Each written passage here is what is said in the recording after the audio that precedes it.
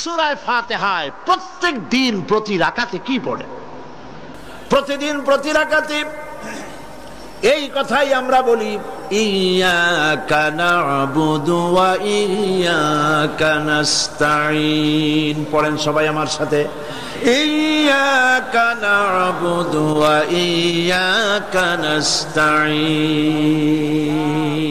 হে আল্লাহ, আমি একমাত্র তোমারই কাছে সাহায্য কামনা করি, আমি তোমার ইবাদত করি, তোমারই গোলামি করি, তোমারই কাছে সাহায্য যাচিয়া করি। দয়া করে না টেনে হুজুর ওয়াজ সম্পূর্ণ মন দিয়ে শুনি। আর কারো গোলামি করি না। মানুষের অবস্থা তো সবসময় একরকম থাকে না। অর্থনৈতিক বিপর্যয় হইতে পারে, টাকা পয়সা নাও থাকতে পারে, অশান্তি থাকতে পারে। আল্লাহ পাক তার নবীকে কি বলেছেন দেখেন, فَإِذَا فَرَغْتَ فَانصَبْ وَإِلَى رَبِّكَ فَارْغَب।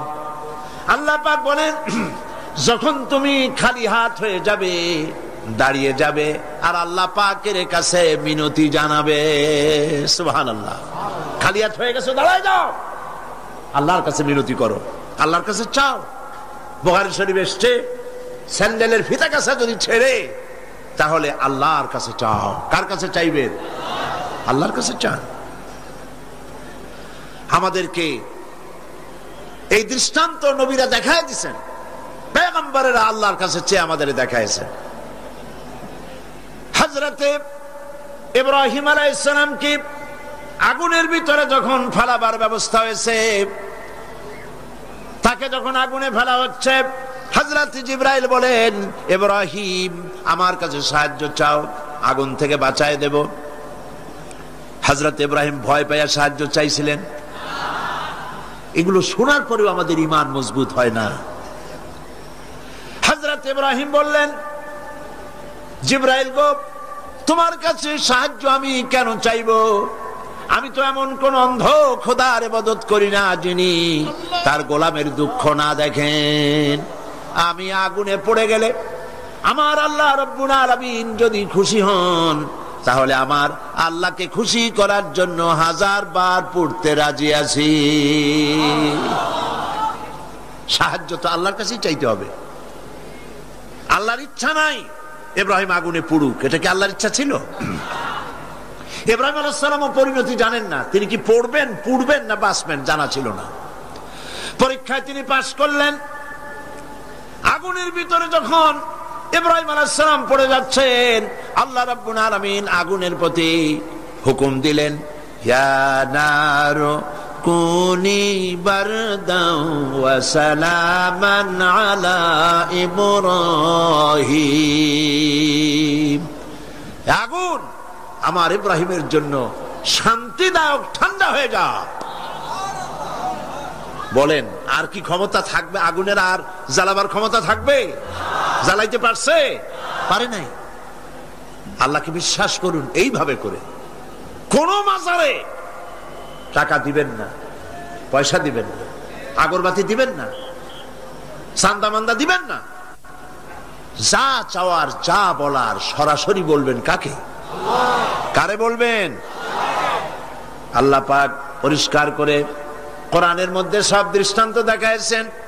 হযরতে ইউনূস আলাইহিস সালামকে মাছে যখন গিলে ফেললো, বেরোবার কোনো পথ নাই, কোরআনে কারীম এই কথা দুনিয়াবাসীদের জন্য, মুমিনদের জন্য তুলে দিয়েছেন। ওয়াযান্নুন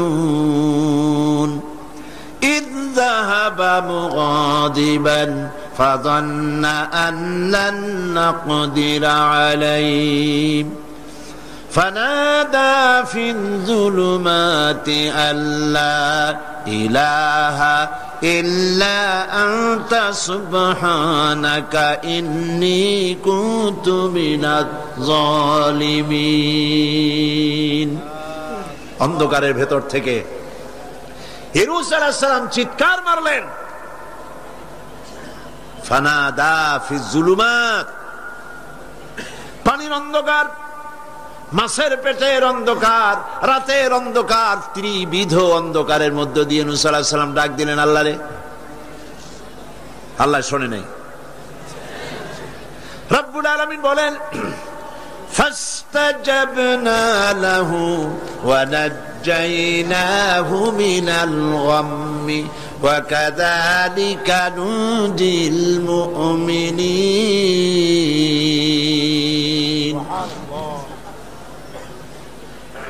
আল্লাহ রাব্বুল আলামিন বলেন আমি ইউনূসের ডাক শুনলাম আর ডাকের জবাব দিয়া দিলাম।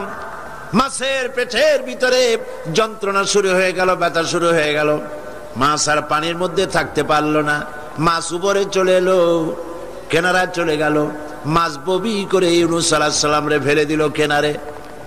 আল্লাহ পাক বলেন শোনো দুনিয়ার মানুষেরা, শুধু ইউনূসকে নয়, ওয়া কাযালিকা নুজিল মুমিনিন। মুমিনেরা যখনই বিপদে পড়বে আমারে যদি ডাকে আমি এইভাবে করে, ওয়া কাযালিকা এইভাবে করে আমি বিপদ থেকে বাঁচায় দেব। সুবহানাল্লাহ। সুতরাং আল্লাহ পাকের এই কোয়ালিটি বুঝতে পারলে এটাই হলো তাওহীদ। তাওহীদ সম্পূর্ণরূপে বুঝতে হবে, তাওহীদে প্রতিষ্ঠিত হতে হবে, শিরক থেকে বাঁচতে হবে, শিরক সম্পূর্ণরূপে বর্জন করতে হবে। এখন শিরকটা কি? শিরক হলো অংশ। এটা শরীক দিয়ে বললে বুঝতে ভালো, শরীক। আর এই শিরক হচ্ছে মিথ্যা, জুলম, বড় গুনাহ। যারাই আল্লাহর সাথে শরীক করে তারা বড় রকমের গুনাহ করে। আমি এই দৃষ্টান্তটা বুঝাবার জন্য এরকম দৃষ্টান্ত দেই। শরীকদারি ব্যবসার সাথে, শিরক পার্টনার, শরীক। আল্লাহ পাকের কোন পার্টনারের দরকার আছে? আর যারা জবাব দিলেন না, আল্লাহ পাকের পার্টনারের কোন প্রয়োজন আছে? পার্টনারের প্রয়োজন হয় কেন? ধরেন ব্যবসা করবে কেউ, তো ব্যবসা করতে গেলে, পার্টনারশিপ বিজনেস করতে গেলে অভাবের কারণেই পার্টনার খোঁজে। পুঁজি আছে যা, সেই টাকা দিয়ে ব্যবসা চলবে না, একজন পার্টনার লাগবে পুঁজিওয়ালা। পুঁজির অভাবে মানুষ পার্টনার খোঁজে। আবার পুঁজি আছে কিন্তু বুদ্ধি নাই, লাইসেন্স নাই। বুদ্ধিওয়ালা লাইসেন্সওয়ালা একটা লোক পার্টনার হিসাবে নিতে চেষ্টা করে পার্টনারশিপ বিজনেসে। 3 নম্বরে পুঁজিও আছে, বুদ্ধিও আছে, লাইসেন্সও আছে, কিন্তু বয়সটা এমন যে এই বয়সে ব্যবসা করার মতো বয়স নাই, স্বাস্থ্যটা খারাপ। এই 3টা কারণে মানুষেরা পার্টনারশিপ বিজনেস করে। এখন আল্লাহর সাথে শরীক করলে আল্লাহ সহ্য করেন না, কারণ হলো আল্লাহর তো এই 3 অভাবের কোনো অভাব নাই। বুঝে আসে নাই মনে হয়? আল্লাহর পুঁজির অভাব আছে? আচ্ছা, আল্লাহর পুঁজি আছে কিনা তা আল্লাহর কাছেই জিজ্ঞেস করি। কেউ যদি আল্লাহকে প্রশ্ন করে তোমার পুঁজি আছে কি নাই, এই প্রশ্ন করার আগে রব্বুল আলামিন কোরআনে কারীমের মধ্যে জবাব দিয়ে রেখেছেন, ওয়াল্লাহু গানিয়্যুন ওয়া আনতুমুল ফুকারা। আল্লাহ হচ্ছেন অভাব মুক্ত, সবকিছুর মালিক তিনি, তিনি গানি। আর তোমরা যারা পার্টনার খোঁজো তোমরা হলো ফকিরের গোষ্ঠী, মিসকিনের গোষ্ঠী, জুমরাতুল মাসাকিন। আর আমার পুঁজির অবস্থা শোনো, আল্লাহ পাক বলছেন মা ইনদাকুম ইয়ানফাদু ওয়া মা ইনদাল্লাহি বাক। তোমাদের পুঁজি ফুরায় যায়। গত বছর যা ছিল আস্থা নাই, 50 মণ ধান দিয়েছিলাম, খাইয়া খুইয়া সর্বনাশ করছো। ধান নাই, চাউল নাই, যা দেই সব খাইয়া শেষ করো। তোমাদের পুঁজি ফুরায় যায়। ওমা ইনদাল্লাহি বাক। আর আল্লাহর পাত্র থেকে, ভাণ্ড থেকে যত দেওয়া হয় ফুরায় না, ভরা থাকে। আল্লাহর কোনো পুঁজির অভাব নাই।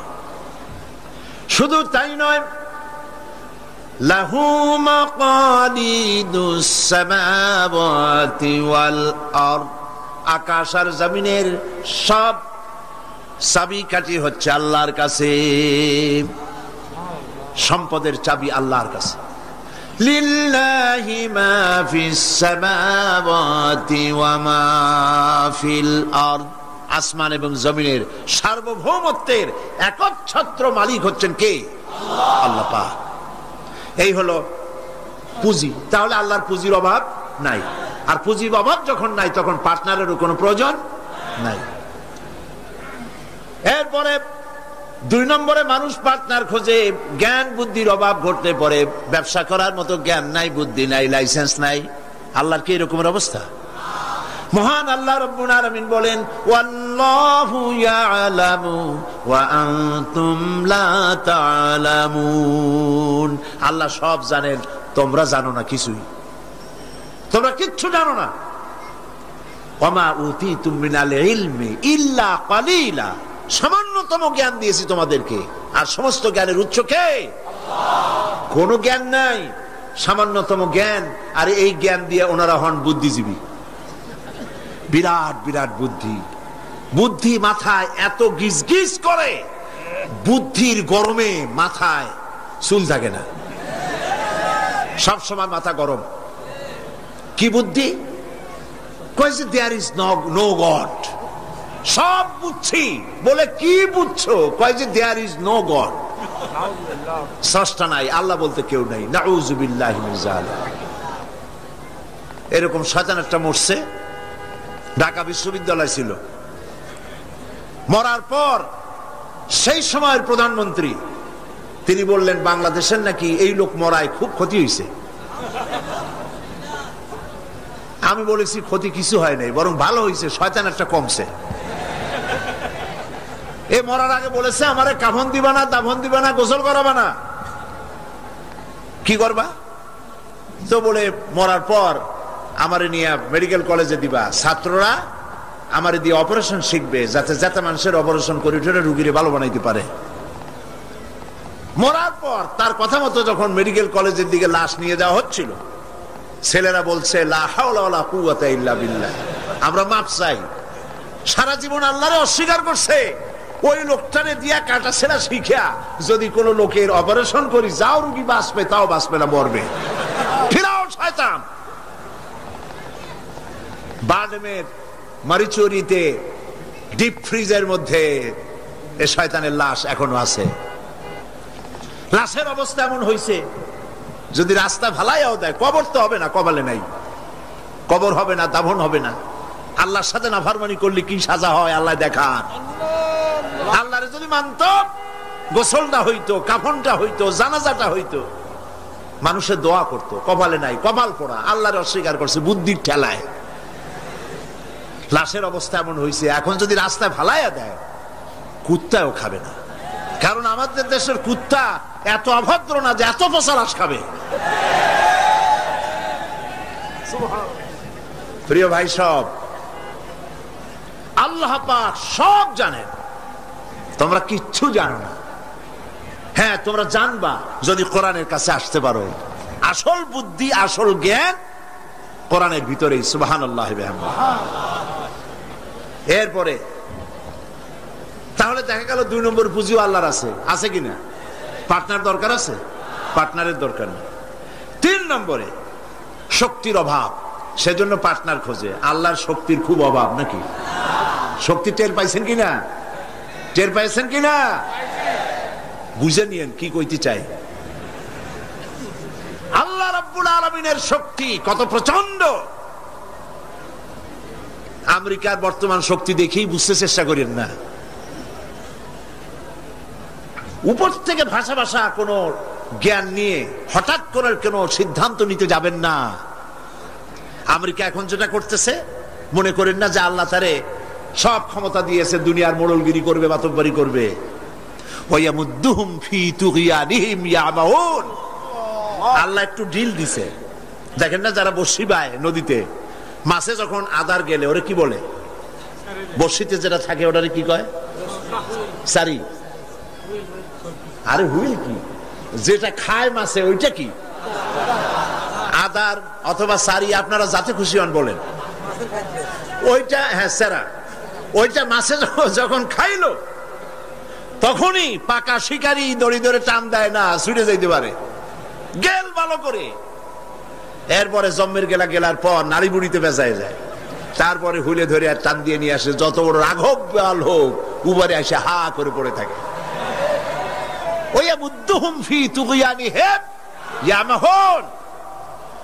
আল্লাহ পাক ঢিল দিয়ে দিছেন, হাত লম্বা করে দিছে। আফগান মারতেছে আমেরিকা বসে, হাত এত লম্বা। আফগান মারতেছে, কাশ্মীর মারতেছে, প্যালেস্টাইন মারতেছে, সোমালিয়া মারতেছে। আল্লাহ পাক ঢিল দিয়ে দিয়েছে। এরপরে যখন আল্লাহ ধরবে, রাশিয়া এরকম শেষ ছিল না, জনমের সাথে শেষ ছিল কিনা? আল্লাহ টাইট করছে, করছে কিনা? সুবহানাল্লাহ। বিনা যুদ্ধে চিৎপটাং, কোন যুদ্ধ বুদ্ধ লাগে নাই। কেমনে কেমনে মরা লাশের গাও দিয়া গোস্ত যেমন খুইসা খুইসা পড়ে, সোভিয়েত ইউনিয়ন খুইসা খুইসা পয়সা শেষ। আছে অস্তিত্ব? আল্লাহ পাক যখন ধরবেন, ইন্না বাতশা রাব্বিকা লাশাদীদ, আল্লাহ পাক যখন ধরবেন তার পাকড় থেকে বাঁচাইতে পারে এমন ক্ষমতা আকাশেও কারো নাই, জমিনেও কারো নাই। সেই জন্য ক্ষমতার পুরাটা মালিক হচ্ছেন কে? এই কারণেই এই দুর্বলতার, এই ত্রিবিধ দুর্বলতার কারণে মানুষের পার্টনারশিপ বিজনেস করতে হয়, পার্টনার অংশীদার খুঁজতে হয়। আল্লাহর কোনো পার্টনারের কোনো প্রয়োজন নাই, আল্লাহর কোনো পার্টনার প্রয়োজন নেই, দরকার নেই। শিরক, সর্বাবস্থায় শিরক থেকে বাঁচতে হবে। মানুষ, আমাদের দেশের মানুষেরা না বুঝে সবের নিয়তি শিরক করে বসে। নাউজুবিল্লাহ বলে সবের নিয়তে শিরক করে। হযরতে বড় পীর আব্দুল কাদের জিলানী রাহমাতুল্লাহ আলাইহির নামে কত দুরূদ বানাইছে। ইয়া আব্দুল কাদের জিলানী শাইয়ান লিল্লাহ, নাউজুবিল্লাহ বলবেন না? নাউজুবিল্লাহ বলবেন না? হযরত বড় পীর আব্দুল কাদের জিলানী রাহমাতুল্লাহ আলাইহি নিঃসন্দেহে আল্লাহর মাহবুব বান্দা, বড় ওলি, পীরে কামেল, মাহবুবে সুবহানী আমরা তাকে বলি। কিন্তু ইয়া আব্দুল কাদের জিলানী শাইয়ান লিল্লাহ, হে আব্দুল কাদের জিলানী আপনি আমাদেরকে কিছু দেন, সাহায্য করেন। নাউযু বিল্লাহি মিন যালিক। যারা এই যত দুরূদ পড়ে তারা জাহিল, জাহিল, জাহিল। এই ধরনের দরুদ যারা শিক্ষা দেয় তারাও জাহিল।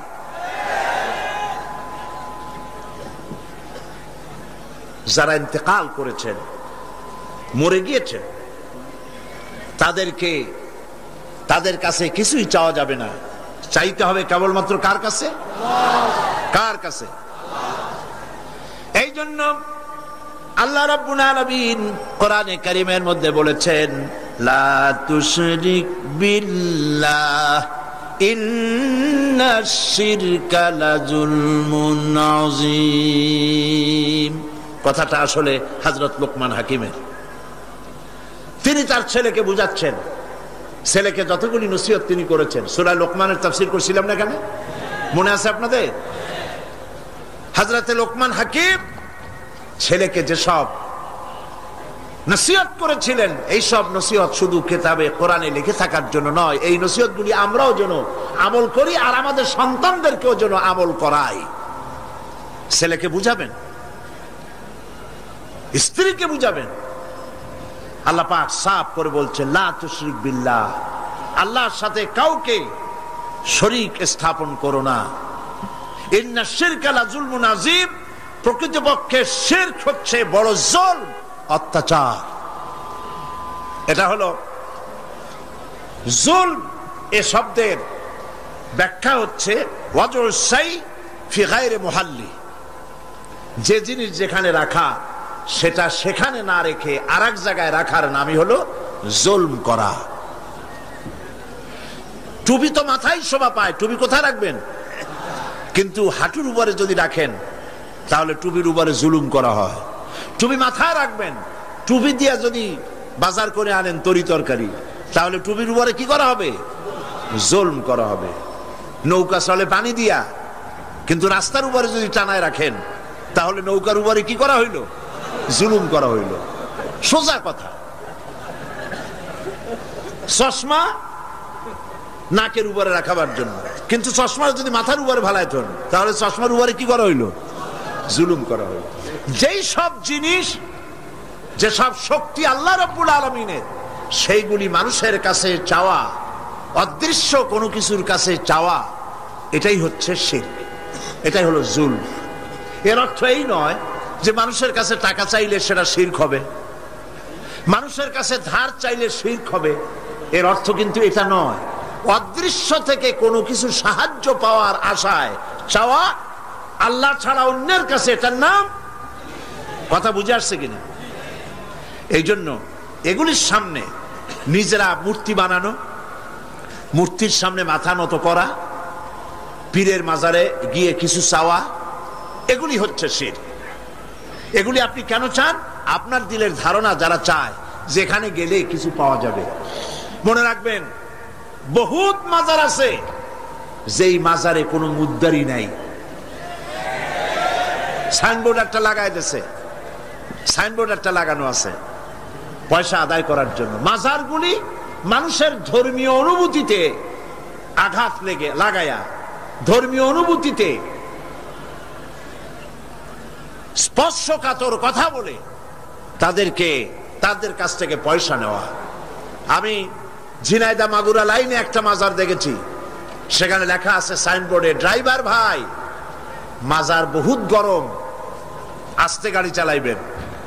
তার মানে মাজার বহুত গরম, আস্তে চালাইয়া পয়সা দিয়া মাজার ঠান্ডা করে যান। আমি বুঝি না মাজারে পয়সা লাগবে কেন? মসজিদের পাশে দান বাক্স থাকতে হবে, কারণ মসজিদগুলি এখনো গভর্নমেন্ট চালায় না।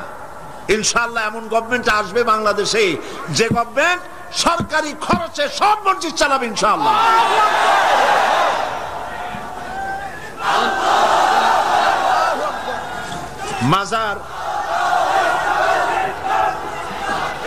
মাজারে চান্দার বাক্স কেন? মাজারে পয়সা দেব কেন? এই প্রশ্ন বুদ্ধিমানদের মাথায় আসা উচিত। কেন দেব? যিনি ইন্তেকাল করেছেন ওনার কি এখন টাকার প্রয়োজন? বলেন আপনারা। শীত বস্ত্র উনি কিনবেন, কোনো কিছু খাবেন।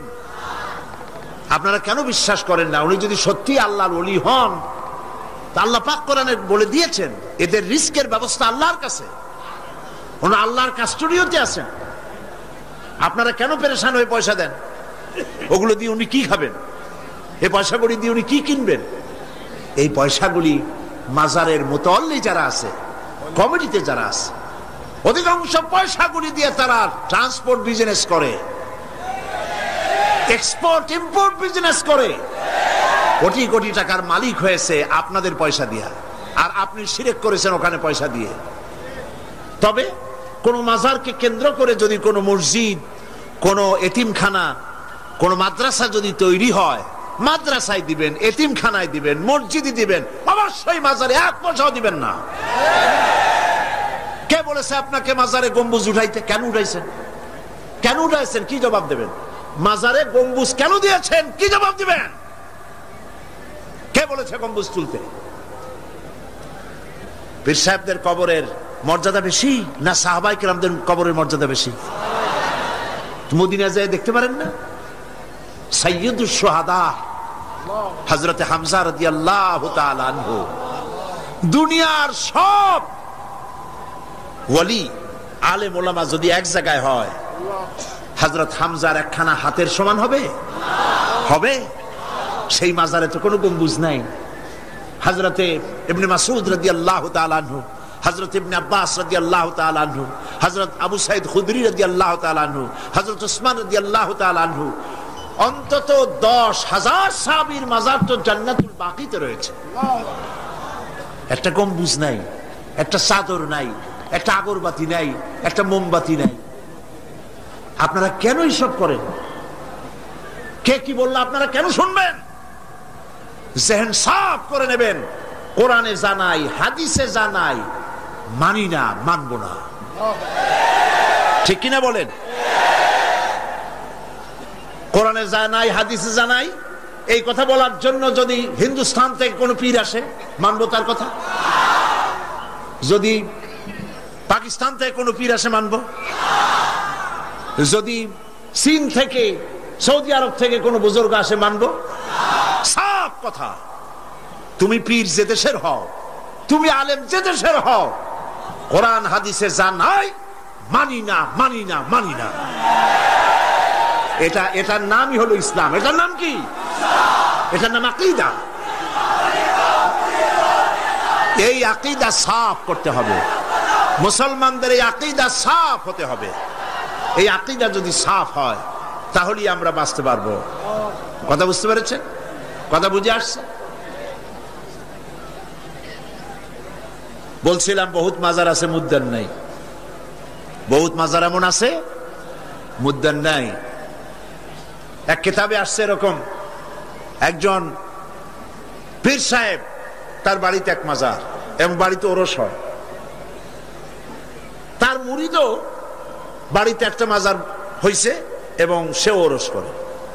অন্যান্য মুরিদরা এসে পীর সাহেবরে বললো যে আপনার এই মাজারে, আপনার বাড়িতে আর কি লোক হয়, আর এই মাজারে আর কত লোক আসে?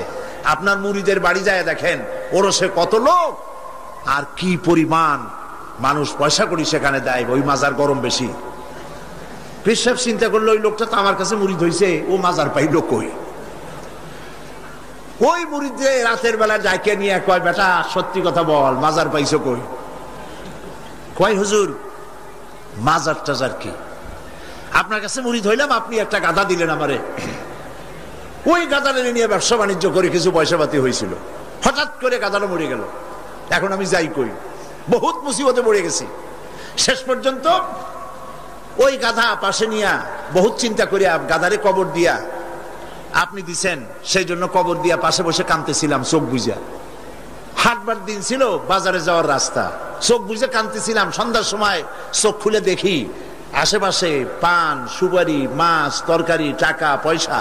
তার মানে লোকেরা যাচ্ছে, মাজার দেখে মনে করছে নতুন কোনো পীরের মাজার বোধ হয়, তো যে যার কাছে যা ছিল একটু একটু করে দিয়ে গেছে, অনেক হয়েছে। তারপরে এসে ভিড় জমলো। এরপরে কি করব, বহুত চিন্তা ভাবনা করে একটা সাইনবোর্ড লাগাই দিলাম, হযরত গেদা শাহ রহমতুল্লাহ আলাইহির মাজার। পীর সাহেব বললেন, খারাপ হয় নাই, আমি যে তোমারে গাধাটা দিছিলাম ওইটার মায়ের কবর হলো আমার বাড়িতে। নাউজুবিল্লাহ বলে। এই জন্য হক্কানি পীরের মাজার যেগুলি, সেগুলি তো জিয়ারত করা যাবে অবশ্যই। হক্কানি পীরের মাজার যেগুলি আছে জানা মতে, যেমন শাহজালাল রহমতুল্লাহ আলাইহ, খান জাহান আলী রহমতুল্লাহ আলাইহ, শামানাত রহমতুল্লাহ আলাইহ, শামাকদুম রহমতুল্লাহ আলাইহ, বড় বড় আল্লাহর ওলিদের মাজার আছে, আছে না? জিয়ারতের উদ্দেশ্য নয়, ওইখানে আপনি গিয়েছেন, মাজার সামনে পড়েছে, আপনি দোয়া করেন। জিয়ারতের উদ্দেশ্য নিয়ে মসজিদে হারাম, মসজিদুর রাসূল, মসজিদে আকসা, এই তিন জায়গা ছাড়া জিয়ারতের নিয়ত নিয়ে কোন মাজারে যাওয়া যাবে না, যাবে না, রাসূলুল্লাহ নিষেধ করেছেন।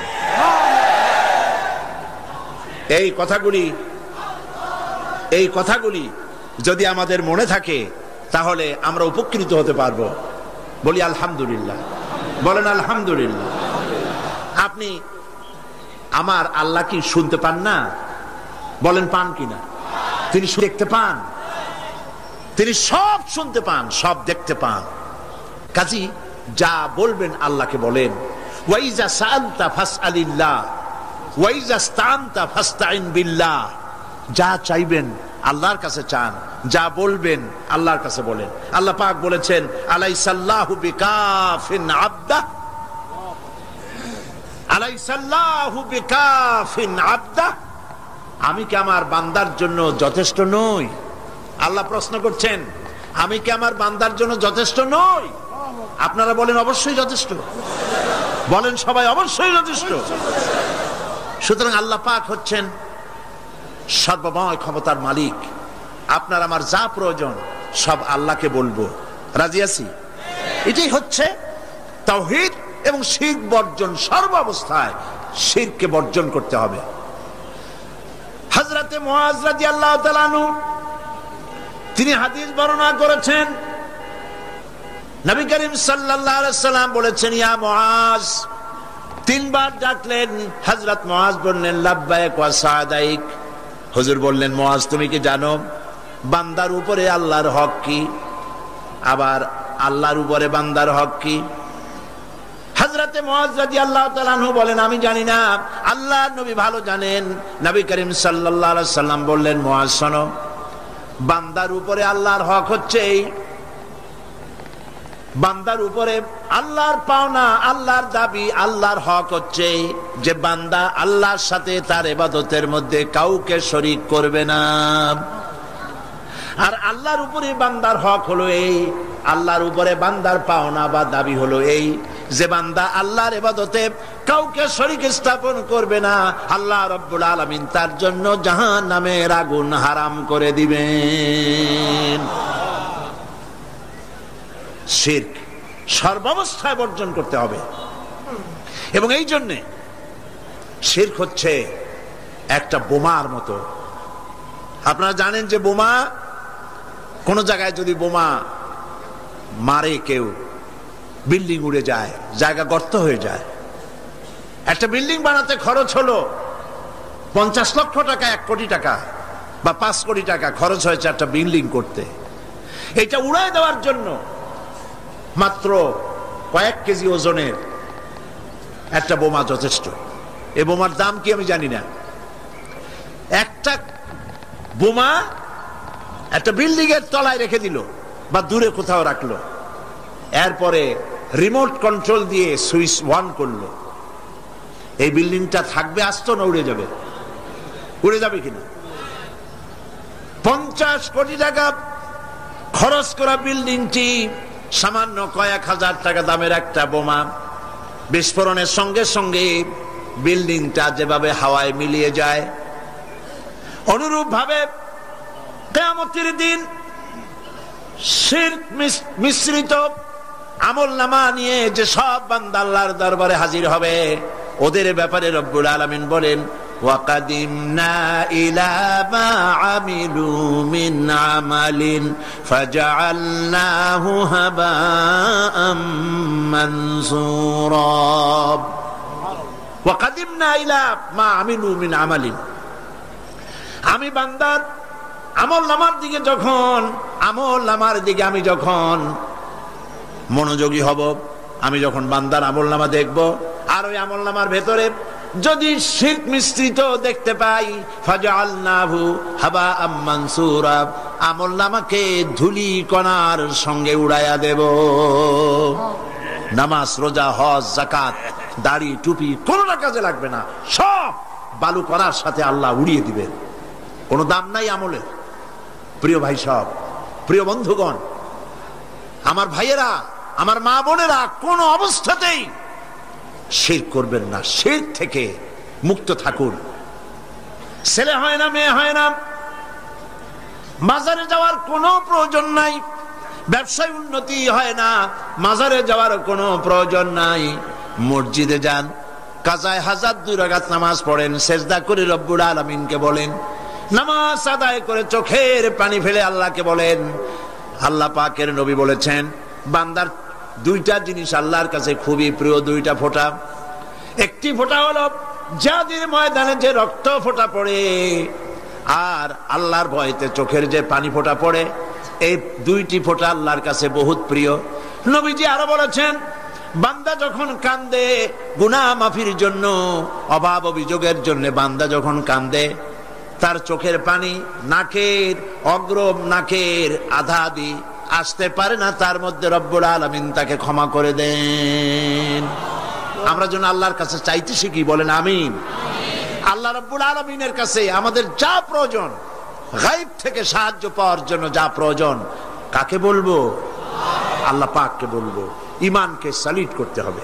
সেই কথা কোরআন শরীফ আল্লাহ পাক সূরা বাকারার মধ্যে এই কথার ভিতরে আল্লাহ পাক পরিষ্কার করেছেন, ইয়া আইয়ুহাল্লাযীনা আমানু দুখুলু ফিস-সিলমি কাফা ওয়া লা তাত্তাবিউ খুতুওয়াতিস শাইতান ইন্নাহু লাকুম আদুউম মুবিন। হে বিশ্বাসীরা, উদখুলু ফিস-সিলমি কাফা, 16 আনা মুসলমান হও, পরিপূর্ণ মুসলমান হও, ইসলামের মধ্যে পরিপূর্ণ দাখিল হয়ে যাও। একদিকে দাবি করবে মুসলমান, অন্যদিকে অমুসলিমদের মতো তোমাদের আকীদা, তোমাদের চাল চলন এভাবে যদি হয়, তাহলে ইসলামে পরিপূর্ণভাবে দাখিল হওয়া হবে না। শুধু নামাজ, রোজা, হজ, যাকাত করি ইসলামে পরিপূর্ণ প্রবেশ করা যাবে না। জীবনের প্রত্যেকটি দিক ও বিভাগ হতে হবে আল্লাহর হুকুম মাফিক, নবীর প্রদর্শিত পথে। কথা বুঝে আসছে আপনাদের? কথা বুঝে আসছে?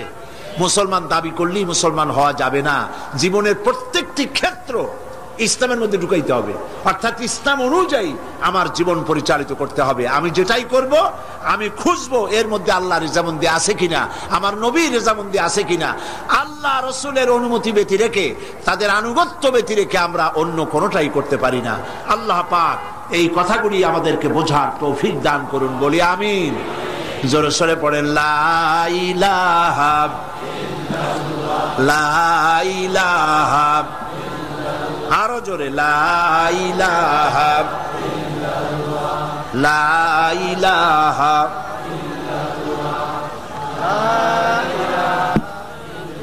লা ইলাহা ইল্লাল্লাহু মুহাম্মাদুর রাসূলুল্লাহ। আমরা এখন মোনাজাত করব,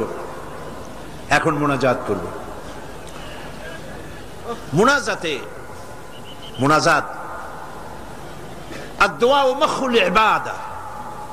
দোয়া হচ্ছে ইবাদতের মগজ। আল্লাহর কাছে আমরা আমাদের আরতি জানাবো, মোনাজাত করব, সেই দোয়ায় আমরা শামিল হব, আর বা জামাতে শান নামাজ পড়বো। এত বড় জামাত এখন কি চট্টগ্রামের কোন মসজিদে পাওয়া যাবে? আর এটা কি সম্ভব এত বড় জামাত হওয়া? আমরা জামাতে নামাজ আদায় করব। আল্লাহ যেন তৌফিক দেন, বলেন আমিন। মুনাজাতের পর আজান হবে, বা জামাত নামাজ হবে, নামাজে আপনারা শরীক হবেন। আজকেও 2 জন অমুসলিম ইসলাম কবুল করার জন্য এসেছেন। তাদেরকে উৎসাহ দেন, তাদের জন্য দোয়া করেন, আল্লাহ পাক যেন তাদেরকে কবুল করেন, বলেন আমিন। আপনাদের ভিতর থেকে যারা দাঁড়ায়, আপনারা নিজেরা তাদেরকে বসায় দেন। একই আশ্চর্য কথা। 2 জন অমুসলিম, একজনের নাম সুনীল রায়, পিতা মৃত রজনী রায়, বাড়ি কাটিরহাট, হাটহাজারী, চট্টগ্রাম। আর একজনের নাম অসীম বড়ুয়া, পিতা কল্যাণ মিত্র বড়ুয়া, গ্রাম হোয়ারাপাড়া, রাউজান, চট্টগ্রাম। এই 2 জন। প্রথম জন সুনীল রায়, তার নাম পছন্দ করেছে মোহাম্মদ খলিলুর রহমান। দ্বিতীয় জন তার নাম পছন্দ করেছেন মোহাম্মদ মাসুম বিল্লাহ। এই 2 জন এখন ইসলাম কবুল করছে। কই আর একজন? কই? ও মাশাআল্লাহ, কাছে আসো। একটু জোরে জোরে পড়তে হবে। লা ইলাহা ইল্লাল্লাহু মুহাম্মাদুর রাসূলুল্লাহ। আল্লাহ ছাড়া কোনো ইলাহ নাই, উপাস্য নাই। মুহাম্মদ সাল্লাল্লাহু আলাইহি ওয়াসাল্লাম আল্লাহর প্রেরিত রাসূল। আশহাদু আন লা ইলাহা ইল্লাল্লাহু ওয়াহদাহু লা শারীকা লাহু ওয়া আশহাদু আন্না মুহাম্মাদান আবদুহু ওয়া রাসূলুহু। আমি সাক্ষ্য দিচ্ছি আল্লাহ ছাড়া কোন ইলাহ নাই, কোন উপাস্য নাই। তিনি এক, তিনি একক, তার কোন অংশীদার নাই। আমি আরো সাক্ষ্য দিচ্ছি মুহাম্মদ সাল্লাল্লাহু আলাইহি ওয়াসাল্লাম আল্লাহর বান্দা এবং তার প্রেরিত রাসূল। বলো আসসালামু আলাইকুম। সবাই বলেন ওয়ালাইকুম আসসালাম। আমরা না আর বলতে হবে না, আমরা এই 2 জন নতুন মুসলমান আমাদের ভাই, বলেন আলহামদুলিল্লাহ। আল্লাহ যেন তাদের ইসলামী জীবন যাপনের, সুন্দরভাবে ইসলামী জীবন যাপনের তৌফিক দেন, বলেন আমিন। এবং ইসলাম কবুল করার কারণে কোনো অসুবিধা, ঘটনা, দুর্ঘটনা, নানান রকমের অসুবিধা থেকে আল্লাহ পাক যেন তাদেরকে হেফাজতে রাখেন এবং আল্লাহ পাক যেন তাদেরকে খাঁটি মুমিনে পরিণত করে দেন। ইসলাম কবুল করার কারণে এই বিশাল লাখো জনতার পক্ষ থেকে আমি তাদেরকে আলিঙ্গন করছি।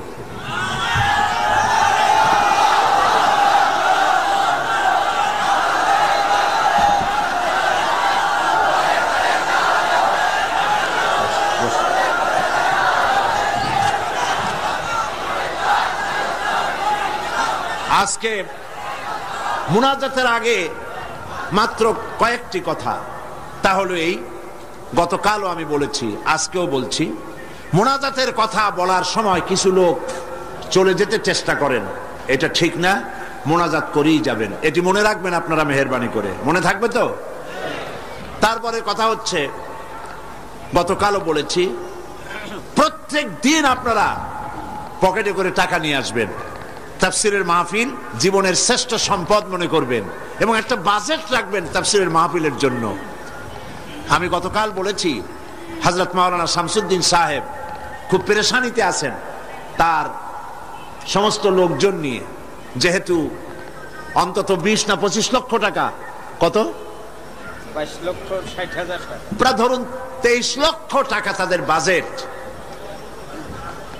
তো এই টাকা, আমার বিশ্বাস, আমার অন্তরের অন্তঃস্থল থেকে বিশ্বাস, এই টাকা যা বাজেট আছে তার থেকে বেশি হবে ইনশাআল্লাহ। আল্লাহ দিবে, বলেন আমিন। তা আপনারা মেহেরবানি করে টাকা নিয়ে আসবেন, বাড়ি থেকে প্রতিদিন আনবেন এবং প্রত্যেক দিন এই বাক্স রাখা আছে না সব জায়গায়, বাক্স আছে, চাদর আছে, আল্লাহর হস্তে আমার মায়েরা, আমার বোনেরা, আপনারা সবাই মিলে টাকা দিয়ে যাবেন। মা বোনদের জন্য আমার শারীরিক কারণে আলাদা কোনো প্রোগ্রাম করতে পারবো না এবার, তবে তাদের জন্য আলাদা আমি একটা দিন আলাদা বক্তব্য রাখবো ইনশাআল্লাহ। এই মাহফিলেই মা বোনদের জন্য আলাদা বক্তব্য রাখবো ইনশাআল্লাহ, বলি ইনশাআল্লাহ। মা বোনেরা, ভাইয়েরা, সবাই মিলে এই মাহফিলের জন্য প্রচুর পরিমাণ টাকা আপনার পক্ষে যা সম্ভব আপনি দিবেন, বন্ধুদের কাছ থেকে আদায় করে দিবেন। আল্লাহ যেন তৌফিক দেন, বলেন আমিন। এরপরে গতকাল বলেছিলাম, ঢাকা থেকে এবং চট্টগ্রামের পুস্তক ব্যবসায়ীরা লক্ষ লক্ষ টাকা পুঁজি ইনভেস্ট করে এই চট্টগ্রাম তাফসীর মাহফিলে বিক্রয়ের আশায়। আর এই বইপত্রগুলি সব আপনাদের ঈমান বৃদ্ধির কাজে লাগবে, বলেন আমিন। বহুত বই আছে এখানে, বই অনেক। বৃহস্পতিবার সকাল 10টা থেকে শুধু মহিলাদের জন্য আমাদের বলবো। তো এই বইয়ের, ইসলামী বই মানুষকে ঠকায় না। নাস্তিকদের লেখা বই পড়লে ঈমান নষ্ট হয়, কিন্তু আলেমদের লেখা, ওলামাদের লেখা বই পড়লে ঈমান বৃদ্ধি পায়, বলেন আলহামদুলিল্লাহ। কারণ তারা কোরআন হাদিস দিয়েই বই লেখেন, কোরআন হাদিসের বই দিয়ে স্টলগুলি ভরা। আমি গতকালও বলেছি, এত বড় বই মেলা বাংলাদেশের কোথাও নাই, ইসলামী বইয়ের এত বড় মেলা বাংলাদেশে হয় না। আপনারা মেহেরবানি করে যাওয়ার সময় স্টলগুলিতে যাবেন এবং বইপত্র কিনবেন। ফাতিহাতুল কিতাব, সূরা ফাতিহা ছাড়া নামাজ হয় না। এই সূরায় এমন কি আছে যা না পড়লে নামাজ হবে না? সেই জন্য সূরা ফাতিহার তাফসীর আমি যেটা করেছিলাম এবং সম্পাদনা করেছি, লিখেছি, যারা সেপেছে তারা নাম রেখেছে তাফসীরে সাঈদী। সূরা ফাতিহার তাফসীর বাংলা ভাষায় সূরা ফাতিহার উপরে সর্ববৃহৎ কিতাব, 780 পৃষ্ঠার এই কিতাবখানা প্রত্যেক দোকানে পাওয়া যাবে। আপনি নিবেন, বন্ধুদেরকে নিতে বলবেন এবং মহিলাদেরকেও আপনারা নিয়ে দেওয়াবেন সূরা ফাতিহা বোঝার জন্য। আল্লাহ পাক সকলকে তৌফিক দিন এবং পুরা তাফসীরকে বোঝার জন্য তাফহিমুল কোরআন ফি জিলালিল কোরআন, বিশ্ববিখ্যাত এই 2 তাফসীর এখানে কমপ্লিট সেট পাওয়া যাবে, আপনারা কিনবেন, আল্লাহ তৌফিক দান করুন। আর মহিলাদের জন্য আগামী বৃহস্পতিবার সকাল 10টা থেকে নিয়ে 12টা পর্যন্ত 2 ঘন্টা শুধু মহিলাদের জন্য বই পুস্তক খরিদের জন্য সুযোগ করে দেওয়া হবে। আল্লাহুম্মা আমিন। রব্বানা যালামনা আনফুসানা ওয়া ইন লাম তাগফির লানা ওয়া তারহামনা লানাকুনান্না মিনাল খাসিরিন। রব্বুল আলামিন লাখো মুসলমান নরনারী কোরআনের পাগল হয়ে কোরআন প্রেমিক মুসলমানেরা, মুসলমান নরনারী একত্রিত হয়ে ঘন্টার পর ঘন্টা তোমার দ্বীনের কথা শুনেছি, দরুদ ও সালাম পড়েছি। মেহেরবানি করে দুরুদ ও সালাম টুকুন সোনার মদিনায় নবীজির রওজা মোবারকে পৌঁছায়া দাও। আয় আল্লাহ তাআলা, আমাদের মধ্য থেকে আমাদের মা বাপ যারা কবরে চলে গেছে, আমাদের দাদা নানা নানি আত্মীয় স্বজন, কবরগুলিকে জান্নাতের টুকরায় পরিণত করে দাও। রব্বির হামহুমা কামা রব্বায়ানি সগীরা। সবাই পড়েন, রব্বির হামহুমা কামা রব্বায়ানি সগীরা। আয় আল্লাহ তাআলা, সারা জীবন গুনাহ করেছি আমরা, তুমি দয়া করে আমাদের জিন্দেগির গুনাহ খাতা মাফ করে দাও। আল্লাহ তাআলা, সারা পৃথিবীতে আজ মুসলমানদের বড় দুর্দিন। আয় আল্লাহ, আয় খাসানে রসুল ওয়াক্তে দোয়া হ্যায়, আয় খাসানে রসুল ওয়াক্তে দোয়া হ্যায়, উম্মত পে তেরি আকে আজব ওয়াক্ত পড়া হ্যায়। আয় আল্লাহ, বড় বিপদে পড়েছি আমরা। দুনিয়ার সব বড় বড় শক্তিগুলি ঐক্যবদ্ধ হয়ে আজ মুসলমান মারার জন্য উঠে পড়ে লেগেছে। আল্লাহ, আমাদের বলার জায়গা নাই, তুমি ছাড়া আমাদেরকে সাহারা দেবে? রব্বুল আলামিন, গুনাহ করেছি ঠিক, আমরা গুনাহগার তাও স্বীকার করি, তবুও একটা ভালো পরিচয় আমাদের আছে। এই ভালো পরিচয়টা হলো আমরা তোমার হাবিবের উম্মত। এতটুকুন কারণে হলেও নবীজির সদকায় আল্লাহ তুমি দয়া করে দুনিয়ার মুসলমানদের বিপদ থেকে বাঁচাও। আয় আল্লাহ, দুনিয়ায় যেখানে যা কিছু ঘটে, সন্ত্রাসী ঘটনা, বোমা বিস্ফোরণের ঘটনা, যেখানে যা কিছু ঘটে, আল্লাহ দুনিয়ার কাফেররা ঐক্যবদ্ধ ভাবে সেই দোষ আমাদের মাথায় চাপায়। সুতানাতা দিয়া মুসলমান মারে, মুসলমানদের মসজিদ মাদ্রাসা শেষ করে, আলেম ওলামাদের উপরে আঘাত করে। আল্লাহ তুমি দয়া করে মুসলমানদেরকে সাহারা দাও। রব্বুল আলামিন, দুনিয়ার সব মুসলমানদের উপরে তোমার রহমত নাজিল করো। আল্লাহ তাআলা, হযরত মাওলানা শামসুদ্দিন সাহেব, আল্লাহ তুমি তাকে হায়াতে তাইয়্যিবা সেহাতে কুল্লিয়া দান করো। আল্লাহ তাআলা, ইসলামী সমাজ কল্যাণ পরিষদকে তুমি কবুল করো। আল্লাহ তাআলা, হযরত মাওলানা মুমিনুল হক চৌধুরী সাহেব, আল্লাহ তাআলা সারা জীবন ইসলামের খেদমত করে করে বার্ধক্যে উপনীত হয়েছে, তার প্রতি তুমি রহম করো। সব ইসলামী আন্দোলনের নেতা কর্মীদের উপর রহম করো। আল্লাহ তাআলা, চারজনই ঐক্য জোটকে, এই ঐক্য জোটের ঐক্যকে চিরস্থায়ী করে দাও, ঐক্যকে মজবুত করে দাও। যারা ঐক্যে ফাটল ধরাতে চায়, আল্লাহ তুমি তাদেরকে হেদায়েত করে দাও। আল্লাহ, এই দেশটা একদিন, এই দেশে কোরআন সুন্নাহর আইন দিয়ে পরিপূর্ণ ইসলাম চলছে, এই দৃশ্য আমাদেরকে দেখাই দিও মাবুদ। রব্বুল আলামিন, কোরআনের তাফসীরের মাহফিল চট্টগ্রাম, আল্লাহ তাআলা এই তাফসীরের মাহফিলের ক্যাসেট সারা পৃথিবীতে ছড়িয়ে যায়।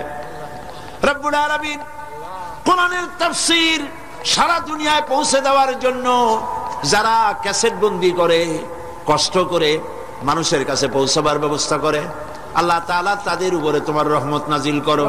সারা দুনিয়ার মুসলমানদের জন্য হেদায়েতের জরিয়া বানায়া দাও। হায় আল্লাহ তাআলা, আমরা থাকবো না, আমরা যারা আছি আমরা থাকবো না, কিন্তু তাফসীরের মাহফিল কিয়ামত পর্যন্ত চট্টগ্রামে স্থায়ী করে দিও। রব্বুল আলামিন, বহু টাকার প্রয়োজন, আল্লাহ তাআলা তোমার ধনাঢ্য ব্যক্তিদের দিল খুলে দাও। যারা এই মাহফিলের সাথে শত্রুতা পোষণ করে তাদেরকে বন্ধু বানায় দাও।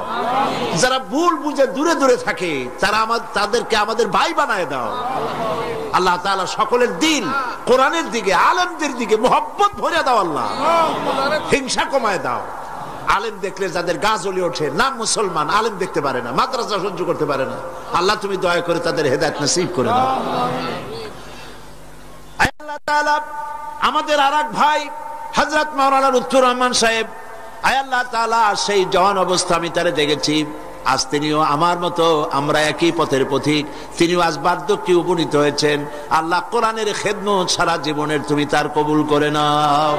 কোরআনে কারীমের তাফসীরের খেদমত যারা করতেছেন, অনুবাদের, লেখার, বলার খেদমত যারা করেন, আল্লাহ তুমি তাদেরকে কবুল করে নাও। ربنا تقبل منا إنك أنت السميع العليم وتب علينا إنك أنت التواب الرحيم سبحان ربك رب العزة عما يصفون وسلام على المرسلين والحمد لله رب العالمين وجعل آخر كلمة عند الموت لا إله إلا الله محمد رسول الله السلام عليكم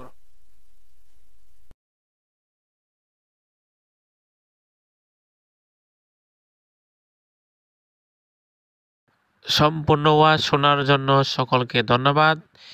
এই চ্যানেলের জন্য দোয়া করবেন। সকলেই ভালো থাকবেন, সুস্থ থাকবেন। আল্লাহ হাফেজ।